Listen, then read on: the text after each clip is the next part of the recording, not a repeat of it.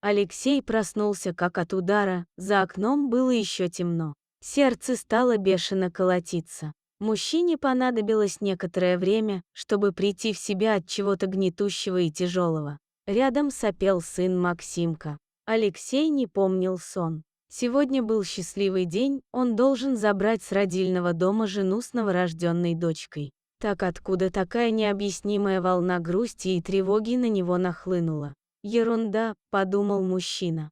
«Наверное, это из-за брата Мишки. Они вчера вместе готовились к празднику, варили самогон, для того, чтобы угостить знакомых и на работе, за здоровье новорожденного ребенка. А когда все было готово, Мишанька внезапно исчез, прихватив с собой всю продукцию. У Алексея были сложные взаимоотношения со старшим братом Мишей. Больно уж разные они. Один примерный семьянин и работник, другой никак не желающий создать ячейку общества и частенько принимающий горячительные напитки на грудь. Хотя односельчане почему-то больше уважали Мишку. Называли его по отчеству, а Алексея предразнивали, что его очень сильно задевало. Но сегодня солнечный день, и радостные хлопоты захватили мужчину. Он запряг лошадь, взял сына и поехал на центральное отделение колхоза, где была сельская больница, за любимой женой Машей и новорожденной дочкой. И день покатился от события к событию, как в калейдоскопе.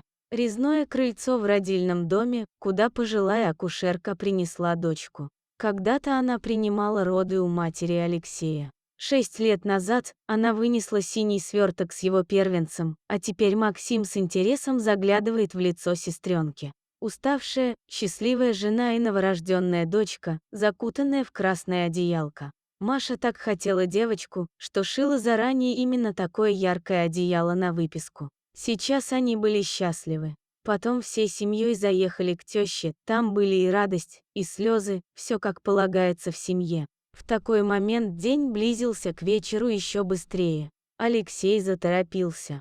Они заехали в магазин, набрать белого хлеба, который редко привозили к ним на отделение. Тревога вернулась снова. Мужики в очереди обсуждали страшный случай.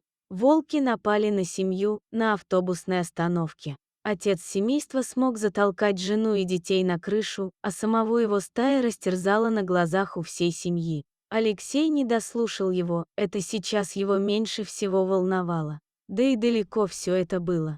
Он отвлекся на Максима, хотевшего пряников. В дороге с женой они обсуждали имя, которым назовут дочку. Радовались, что теперь в семье есть 2 детей. Максимка тихонько грыз сладкие пряники, а они чувствовали себя счастливыми. Мороз отступил, дорога была пустынной. Лошадь уверенно бежала домой. Осталось совсем немного, и там за лесополосой начиналась территория фермы, а дальше и деревня. Потихоньку стало темнеть из-за свинцовых туч раньше обычного. Поэтому Алексей не сразу разглядел силуэты на снегу. «Собаки, что ли?» – подумал он и через секунду понял, что это не собаки. Вначале 3, потом еще впереди на дороге тоже были волки. Он насчитал около 10 хищников. Лошадь захрипела и резко дернула в бок, и встала как вкопанная. Все вывалилось из саней в снег: хлеб, молоко от тещиной коровы и недоеденные пряники. Алексей посмотрел на жену, она молчала. Максим от страха прижался к матери. Нависла тишина. И только горели глаза зверей, окруживших семью. Стая действовала нагло и уверенно, волки, поделившись на группы, отрезали путь к деревне. Алексей нащупал рогатину и понял, что это единственное оружие, которое у него есть. Его охватил ужас, стало понятно, что жизнь семьи висит на волоске. Страх сменялся злостью, что жизнь его и близких ему людей может закончиться так страшно и нелепо. Алексей дико закричал, нарушил гнетущую тишину и приготовился защищать жену, детей. Он был готов умереть за них. Звери стягивали кольцо вокруг саней с лошадью. Вожак стаи, седой, матерый волк с тяжелым взглядом, оказался ближе всех к Алексею. Он наступал, скалил зубы и выбирал момент, чтобы наброситься на человека. Ситуация была критической. Мужчина стоял на санях и старался держать всю стаю в поле зрения. Дикие звери кружили вокруг саней с лошадью. От страха лошадь хрипела и пятилась назад. Волк подошел совсем близко.